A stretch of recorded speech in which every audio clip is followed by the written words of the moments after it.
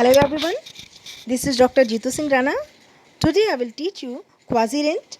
This is from third unit. Quasi-rent is propounded by Professor Alfred Marshall in 1890 Principles of Economics. Professor Marshall says that quasi-rent is a temporary surplus which is achieved in short run by the owners of machines and other capitals, and in the long run by increasing of these capital things creation of quasi-rent ends. Professor Marshall का कहना है कि आभास लगान या अर्ध लगान एक ऐसा अस्थायी लगान है, एक ऐसा अस्थायी आधिक्य है जो अल्पकाल में मशीनों और अन्य पूंजीगत संसाधनों के स्वामियों को प्राप्त होता है और दीर्घकाल में इन पूंजीगत संसाधनों की जो पूर्ति होती है बढ़ जाने के कारण ये लगान समाप्त हो जाता है। सॉरी स्टूडेंट्स, यहाँ पे ओनर्स की स्पेलिंग मिस्टेक है,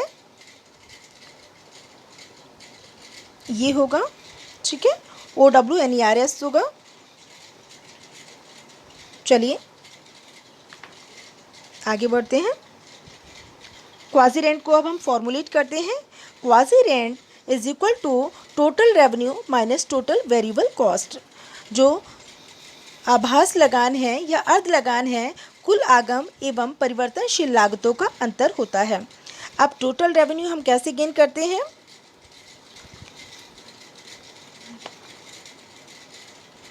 टोटल रेवेन्यू गेन करने का जो फॉर्मूला होता है वो होता है TR is equal to P into Q।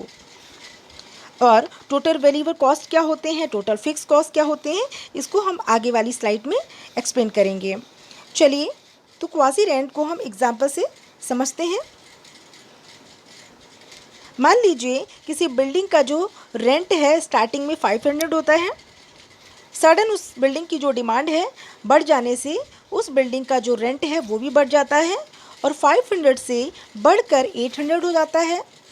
Then quasi rent क्या होगा? 800 माइनस 500 इज इक्वल टू 300 और 300 ये क्वाजी रेंट होगा, राइट। अब टोटल वेरिएबल कॉस्ट क्या होते हैं, टोटल फिक्स कॉस्ट क्या होते हैं, चलिए हम पढ़ते हैं।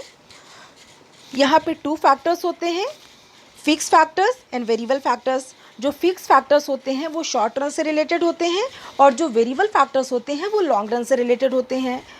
फिक्स फैक्टर में हम लैंड को लेते हैं क्योंकि लैंड हमारा जो फिक्स होता है शॉर्ट रन में भी लॉन्ग रन में भी, और इसकी सप्लाई को ना तो हम लॉन्ग रन में इंक्रीज़ कर सकते हैं ना ही डिक्रीज़ कर सकते हैं, ना शॉर्ट रन में डिक्रीज़ कर सकते हैं ना इंक्रीज़ कर सकते हैं।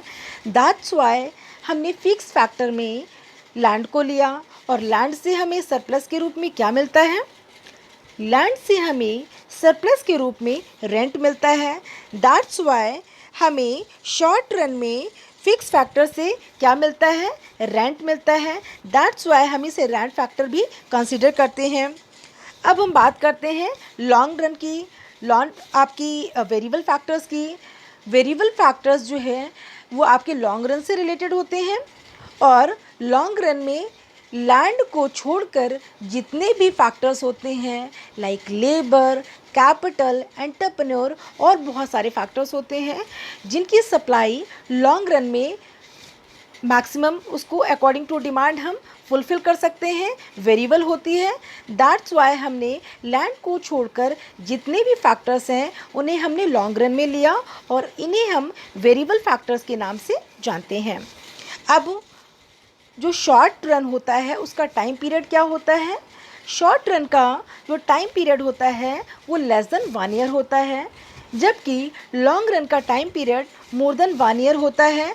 5 ईयर भी हो सकता है, 10 ईयर भी हो सकता है, कितना भी हो सकता है। और इस तरह से अगर हम बात करें किसी भी फैक्टर के अकॉर्डिंग, अगर हम बात करें अकॉर्डिंग टू डिमांड सप्लाई को इंक्रीज़ करने की, तो शॉर्ट रन में विद इन हम 1 ईयर या 6 मंथ या मान लीजिए 8 मंथ में हम उसको फुलफ़िल नहीं कर सकते हैं। फाइन, अगर सडन लैंड, अगर बिल्डिंग की डिमांड बढ़ती भी है तो हम उसे 6 मंथ या 8 मंथ में कंप्लीट नहीं कर सकते हैं और इसके लिए हमें लॉन्ग रन की ज़रूरत होगी और लॉन्ग रन में हम इसे फुलफ़िल कर सकते हैं। कहीं भी हम लैंड ले सकते हैं, कहीं भी हम बिल्डिंग बना सकते हैं और इस तरह से क्या है कि लॉन्ग रन के लिए हमें जो आपका अकॉर्डिंग टू डिमांड है, सप्लाई को पूरा करने के लिए वो लॉन्ग रन सफिशिएंट है। और इस तरह से जो लॉन्ग रन है उसको हम आपका कॉस्ट फैक्टर के नाम से भी कंसिडर करते हैं। चलिए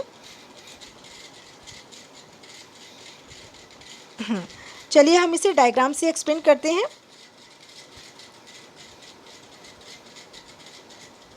ओके, ये आपका क्वाजी रेंट का डायग्राम है।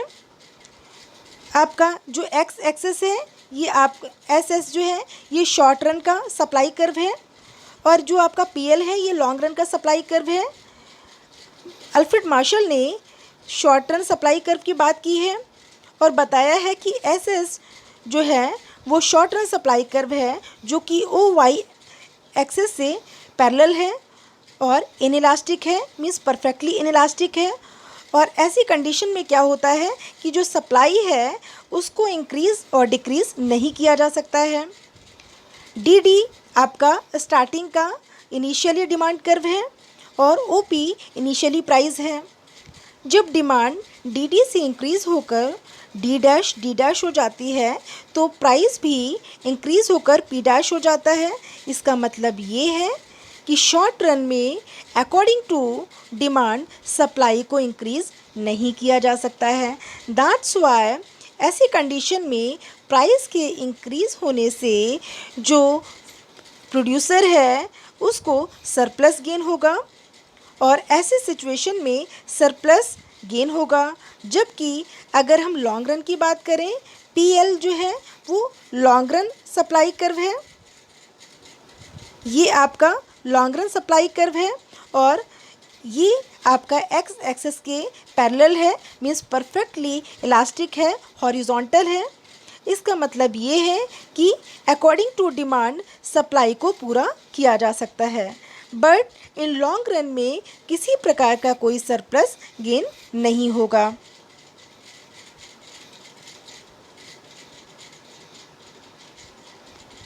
चलिए अब हम बात करते हैं classical economics and modern economics के बारे में। Differences between classical economics and modern economics. Classical economics कौन थे, उनकी थॉट्स क्या थी, मॉडर्न इकोनॉमिक्स कौन थे, उनकी थॉट्स क्या थी, एटसेट्रा एटसेट्रा। चलिए हम स्टार्ट करते हैं। क्लासिकल इकोनॉमिक्स में एडम स्मिथ आते हैं, रिकार्डो आते हैं, जे.बी. से आते हैं, एटसेट्रा एटसेट्रा। जबकि मॉडर्न इकोनॉमिक्स में आपके जी.एस. मिल आते हैं, जेविन्स आते हैं, पैरेटो आते हैं, John Robinson and Alfred Marshall. Classical economics supply side को एक्सप्लेन करते हैं जबकि मॉडर्न इकोनॉमिक्स डिमांड साइड को एक्सप्लेन करते हैं। क्लासिकल इकोनॉमिक्स के अकॉर्डिंग केवल एक ही फैक्टर को यूज़ किया जाता है फॉर सरप्लस, ओनली लैंड, जबकि अकॉर्डिंग टू मॉडर्न इकोनॉमिक्स हम डिफरेंट फैक्टर्स को यूज़ कर सकते हैं for surplus, for rent like land, labour, capital and entrepreneur. Classical economics के अकॉर्डिंग जो लैंड है उसको केवल कल्टीवेशन के लिए ही यूज़ किया जाता है, जबकि मॉडर्न इकोनॉमिक्स के अकॉर्डिंग हम लैंड को ओनली कल्टीवेशन के लिए यूज़ नहीं करते हैं बल्कि हम उसे अदर पर्पस के लिए भी यूज़ कर सकते हैं। लाइक हम उसमें बिल्डिंग भी बना सकते हैं, hospital, mall, shop, colleges, any business purpose से हम उसे यूज़ कर सकते हैं। क्लासिकल इकोनॉमिक्स का जो कॉन्सेप्ट है वो लॉन्ग रन से रिलेटेड है, जबकि मॉडर्न इकोनॉमिक्स का जो कॉन्सेप्ट है वो शॉर्ट रन से रिलेटेड है।